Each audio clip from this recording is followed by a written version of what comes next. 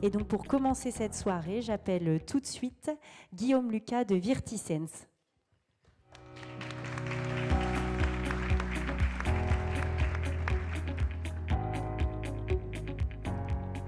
Bonsoir Guillaume.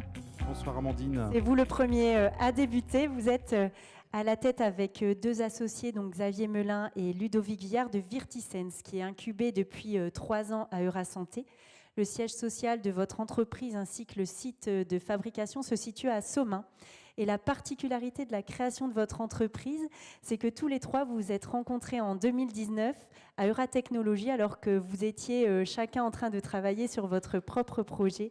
Et finalement, c'est la quête de sens qui vous a séduit avec le projet de capsule immersive pour les personnes en situation de fragilité, que d'ailleurs on peut voir là, ici derrière, initié par Xavier Melin, que vous avez rapidement rejoint et dont vous allez nous expliquer le principe juste maintenant. C'est à vous, vous avez 7 minutes pour pitcher. Merci Amandine. Alors tout d'abord, ça me fait bizarre d'être devant vous ce soir, parce que d'habitude, je suis à votre place. Je suis investisseur pour un fonds, je suis associé d'un fonds d'investissement régional, et donc ça fait tout bizarre d'être ici, mais j'ai aussi une casquette d'entrepreneur, donc je vais essayer de prendre autant de plaisir que lorsque je suis à votre place à vous parler de Virtisense.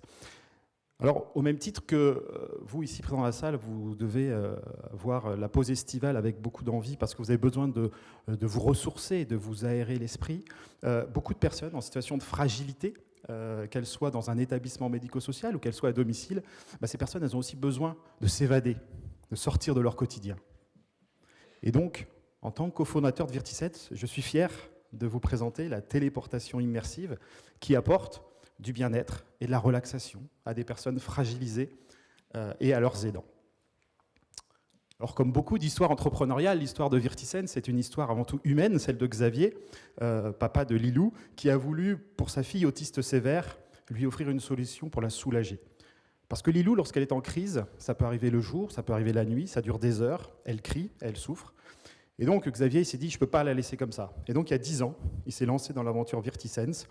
Et je vais vous dire où on en est aujourd'hui en illustrant avec l'exemple de Kevin. Kevin, qui est une personne en situation de handicap mental dans un établissement du Pas-de-Calais. Et Kevin a la chance que son établissement dispose d'une capsule Virtisense. Et donc, du coup, dans son parcours de soins, on va installer Kevin dans la capsule, on va lui mettre un casque de réalité virtuelle sur la tête, et puis on va lui diffuser des odeurs, du vent chaud, du vent froid. Et donc, Kevin, il va être comme téléporté dans l'endroit où on veut l'amener avec la vidéo. S'il est à la plage, il va recevoir du vent chaud sur la joue, il va recevoir peut-être du vent froid également, des odeurs, et ça va lui faire du bien. Il va se sentir comme s'il était là-bas. C'est ça, Virtisense.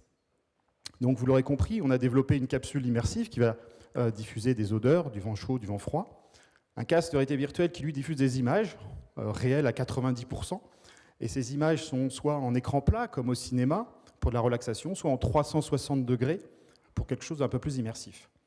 On a également une tablette qui va servir de télécommande, mais aussi d'écran de contrôle. Comme ça, on va voir ce que la personne elle voit et on va pouvoir interagir avec elle, et ça, c'est important. Et puis, on a développé aussi les expériences immersives. On les fait nous-mêmes avec notre propre équipe de vidéastes, de monteurs et de programmeurs. Alors, ce qu'on n'avait pas prévu, c'est que ça allait marcher aussi sur les soignants eux-mêmes. Ils l'utilisent en pause méridienne ou en fin de poste. Et ça nous a ouvert tout le marché de la QVT, du marché du secteur du médical, et demain de l'entreprise au sens large. Alors aujourd'hui, on a plus de 4000 utilisateurs, alors principalement dans le monde du handicap, parce qu'on vient du handicap, et on est très fiers d'être aux côtés des associations de parents, les APEI, mais aussi APF France Handicap, qui sont 2 acteurs majeurs du handicap en France, et ils nous font confiance. On est présent également dans les hôpitaux, à la fois pour les patients, en psychiatrie, en gérontologie, en soins palliatifs, mais aussi pour les soignants, puisque, par exemple, à Henri-Mondor, à Paris, on est déjà présent sur un projet de QVT pour les soignants. Alors, on est présent également dans des EHPAD, et puis on arrive dans des centres de rééducation fonctionnelle, dans des cliniques de soins de suite et de réadaptation, au sein de la Fondation Opal et du groupe Orpea Clinéa. Alors la suite, on est en train de l'écrire et elle est au domicile parce qu'on a beaucoup de particuliers fragilisés à domicile, plus de 6 millions en France. Et pour ces particuliers, on a développé la mini-capsule, donc la version miniaturisée de notre capsule sensorielle. Et on ne l'a pas fait tout seul, on l'a fait avec les équipes terrain de Santélis. Et du coup, je pense qu'on a bien travaillé puisqu'on a déjà reçu un prix pour cette mini-capsule en mars dernier. Alors, on a dans notre business model 2 types d'offres. Soit la location, à partir de 700 € par mois, soit la vente, pour 25 000 à 30 000 € le dispositif. Et ce qui est intéressant, c'est qu'on arrive, même lorsqu'on vend le dispositif, à faire 30% de chiffre d'affaires récurrent grâce aux mises à jour des contenus, parce que nos clients, ce qu'ils veulent, c'est de nouveaux contenus très régulièrement, et ça tombe bien, c'est nous qui faisons les contenus. Et puis, autre information intéressante, c'est que dans plus de 3/4 des cas, lorsqu'on a déjà loué plus d'1 an un dispositif à un établissement, eh bien, il continue à louer ou il achète. Et ça, c'est aussi très positif, très encourageant. Alors, pour monter l'entreprise, comme l'a dit Amandine, on est 3 cofondateurs rencontrés à Euratech, et on est complémentaires, parce que Xavier a 20 ans d'expérience dans le commercial, Ludovic, ici présent, a 10 ans dans l'informatique et 10 ans dans l'électronique, et personnellement, j'ai 20 ans dans la gestion de business unit, plutôt la partie back-office. Mais surtout, on a réussi à monter une équipe qui est déjà opérationnelle, qu'on a commencé à recruter en octobre 2020, donc on a commencé il y a longtemps. Et aujourd'hui, on est capable de faire la R&D, de faire la fabrication, de faire le commerce et de faire la création de contenu avec toute cette équipe. Alors, si on parle un peu de résultats, moi j'ai juste un chiffre, c'est 95%. En fait, c'est notre chiffre d'affaires du premier trimestre 2023, c'est quasiment tout ce qu'on avait fait en 2022. Donc on est sur une forte période d'accélération. Et du coup, ça nous rend confiants dans notre capacité à pouvoir délivrer ce qu'on a prévu à notre business plan, à savoir faire un x12 en chiffre d'affaires, passer de 500 000 € à 6 millions d'euros en 2027. Et tout ça avec un peu de rentabilité, parce que c'est ce qui vous intéresse, vous, en tant qu'investisseur. Et donc, on vise plus de 10% de rentabilité, soit plus de 600 000 € en 2027 également. À savoir qu'on vient de boucler notre 3e exercice au 31 mars 2023, et on est bénéficiaire, ce qui nous rend quand même assez fiers. Alors, pour continuer, on lance une levée de fonds d'1 million d'euros, 600 000 € en equity, 400 000 € en dette, pour adresser 4 thématiques. Le développement commercial, puisqu'il faut qu'on continue à être plus présent en France et à l'export. Le process, puisque effectivement on fabrique tout à Somain, mais on a besoin d'industrialiser un petit peu notre outil de production. Il faut savoir qu'on fait également nos cartes électroniques nous-mêmes. Le contenu, parce que c'est ce qui fait notre différence aujourd'hui et c'est ce qui fera notre différence demain. Donc on veut continuer à faire du contenu. Et puis malheureusement, on a habitué nos clients à avoir des innovations produits très régulièrement et on a un plan produit à dérouler. Vous êtes des faiseurs de bonheur. Voilà ce que nous a dit la directrice de l'établissement qui accueille Kevin. Alors moi, j'ai envie de vous proposer 2 choses. D'abord, pour vous qui êtes présents ce soir dans la salle, c'est de venir essayer le dispositif. Comme ça, vous vous rendrez compte par vous-même de ce que ça peut apporter. Et vous verrez toutes les perspectives de déploiement qu'il y a derrière. Et puis pour tout le monde, si ça fait sens pour vous, d'apporter des moments de mieux-être, voire de bonheur, à des personnes en situation de fragilité et à leur entourage, venez investir à nos côtés. On a une belle histoire entrepreneuriale à écrire ensemble. Merci.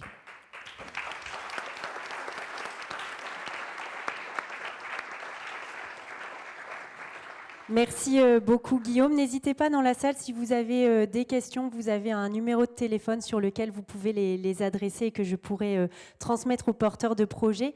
Une première question déjà, comment avez-vous conçu cette machine? Est-ce qu'on peut dire que c'est une machine 100% Hauts-de-France? Qu'est-ce que vous faites à Somain?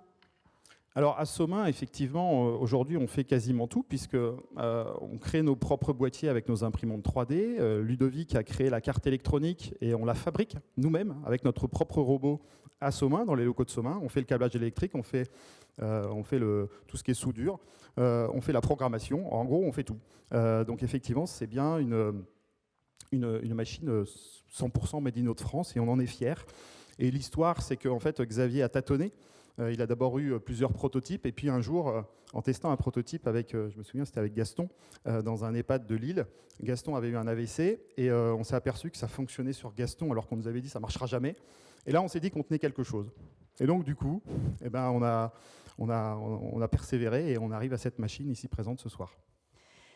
Vous me parliez lors de la préparation de cette soirée que vous aviez votre propre banque d'images et de vidéos justement pour les patients ou les soignants qui vont utiliser votre dispositif. J'imagine qu'il faut un renouvellement. Qui conçoit les films ? Ouais, c'est une bonne question parce qu'en fait, ce qui nous différencie d'autres solutions, c'est deux choses. C'est d'une part le fait qu'on soit multisensoriel, donc qu'on soit sur l'odorat et le toucher, et puis c'est les contenus qu'on va adapter à nos publics, puisque le spectre d'utilisation est très large. J'ai parlé de Lilou, la fille autiste Xavier, qui l'utilise comme beaucoup d'autistes. J'ai parlé de personnes cérébro-lésées, des soignants. Bon, on a un spectre très très large. Et donc, ce qui fait notre différence, c'est les contenus. Et donc, on a notamment embauché un scénariste qui a travaillé avec Luc Besson sur le film Lucie, et qui nous aide en fait à écrire tout un tas d'histoires, à concevoir la trame des contenus. Et puis, on est aidé par une psychologue, on est aidé par une psychomotricienne en libéral. Bon, c'est ma femme, qui finalement nous donne des indications sur quoi faire en termes de contenu. Alors Katia, elle s'appelle Katia, elle teste beaucoup, elle nous fait beaucoup de retours et du coup, voilà, ça nous aide à définir les contenus dont nos utilisateurs ont besoin. Et c'est ce qui fait votre différence par rapport au casque de réalité virtuelle qui existe déjà sur le marché. Qu'est-ce qui fait que celui de Virtisense est différent des autres ?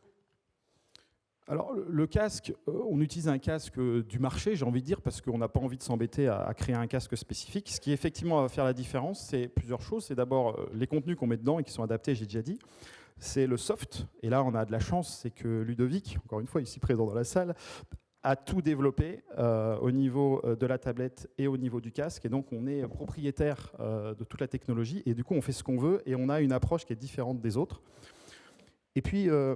je dirais, après, c'est aussi notre connaissance des utilisateurs qui fait qu'on va adapter le contenu. Et c'est ça qui fait que quand on arrive dans un établissement qui nous dit « Oh non, mais on connaît les casques, hein. On a essayé, ça ne marche pas », on leur dit « Attendez, on va essayer quand même, on vous fait un test gratuit, on vient chez vous ». Et là, ils nous disent « Ah ouais, c'est différent ». Et c'est comme ça que ça marche. J'ai une question dans la salle sur votre dispositif, pour l'instant, pour des personnes atteintes de pathologie. Est-ce que c'est quelque chose qu'on pourrait imaginer pour des patients, enfin pas forcément des patients d'ailleurs, mais des personnes classiques dans le cadre d'un accompagnement ou c'est uniquement tourné vers le médical ? Ouais, c'est une bonne question. Alors aujourd'hui, forcément, on a commencé par ce qui faisait sens pour nous. On en a parlé dans l'introduction. Ce qui a fait sens pour Ludovic et moi de rejoindre Xavier, c'était de donner, de construire et de mettre à disposition des solutions qui faisaient du bien à des personnes fragilisées qui en avaient besoin. Donc on a forcément commencé par ça. Mais on s'est aperçu, c'est un peu ce que j'ai dit tout à l'heure, que les soignants qui l'utilisaient, en fait, ils ne l'avaient pas dit au début, ils l'utilisaient sur eux-mêmes et puis que ça fonctionnait. Pas plus tard qu'en début de semaine, on a fait tester à une directrice générale d'une société locale dont je tairai le nom. Et elle a dit, mais je veux la même chose dans mon bureau parce que c'est génial votre truc, j'en veux un pour mon bureau. Et donc ça fonctionne sur tout le monde en fait. Simplement nous, on n'est que 10 et on ne peut pas aujourd'hui adresser le monde entier. Et donc du coup, on préfère se concentrer, ou on s'est concentré jusqu'à maintenant sur les personnes en situation de fragilité, mais de plus en plus, effectivement, on va s'ouvrir à autre chose. Vous parliez dans votre pitch du Virtipod, donc une version, on va dire, miniature en tout cas de votre concept. Comment ça se passe concrètement ? Vous travaillez du coup avec Santélis pour les personnes qui vont aller à domicile. Comment elles l'installent ? Est-ce qu'elles peuvent le transporter facilement ? Alors, en fait, quand on a commencé, nous, l'idée, on l'avait depuis un moment. Et puis, quand on a décidé de travailler avec Santélis, on s'est dit, on va mettre de côté ce à quoi on a pensé et on va co-construire ensemble, on va leur demander ce qu'ils veulent. Bon, sauf qu'on est quand même arrivé la première fois avec ce qu'on appelle un monstre. Donc, on a montré un truc très moche, mais qui avait les fonctionnalités. Et on nous a fait plein de remarques, effectivement, sur le poids, sur la transportabilité, sur la batterie, l'autonomie, etc. On a intégré toutes ces remarques. Alors, c'était la liste au Père Noël à Ludovic, notre directeur technique. Et Ludovic, il a réussi à tout intégrer. Et du coup, on a, depuis le 4 octobre 2022, on teste. Je crois qu'il y en a 4 maintenant qui sont en train d'être testés chez des particuliers avec les équipes de Santélis. Et ça fonctionne bien parce qu'on a un taux de satisfaction. Lorsqu'on pose la question aux personnes, alors que souvent, ces personnes âgées, on leur met un casque de réalité virtuelle sur la tête, on leur met devant eux ce qui ressemble un peu quand même à un prototype, et plus de 86%, j'espère ne pas trahir de secret, 86% des personnes disent « je veux le refaire ». Et pourtant, on leur apporte quelque chose qu'ils ne connaissent pas, ils ne sont pas familiers avec, ils veulent le refaire parce qu'ils sont plus de 2 tiers à mettre la note maximale en termes de bien-être ressenti. Donc déjà, on sait que le Virtipod fonctionne, mais c'est parce qu'on l'a co-développé avec les équipes de Santélis, parce que nous, on ne connaissait pas le domicile, et demain, ce n'est pas notre mission que d'aller au domicile. C'est bien de fournir un dispositif à des sociétés comme Santélis pour que ces sociétés-là aillent chez le particulier et proposent ces expériences. Et donc ça prend, pour répondre vraiment à la question, ça prend moins d'1 minute à installer le dispositif et à le ranger. Alors, est-ce que vous avez des concurrents ? Oui, on a des concurrents, et heureusement, parce que c'est toujours inquiétant, en tant qu'investisseur, de dire « Oh là, ils sont sur un truc, il n'y a personne ». En fait, on a beaucoup de concurrents. On en a certains, comme par exemple Snowzelen, alors qui existe depuis 40 ans.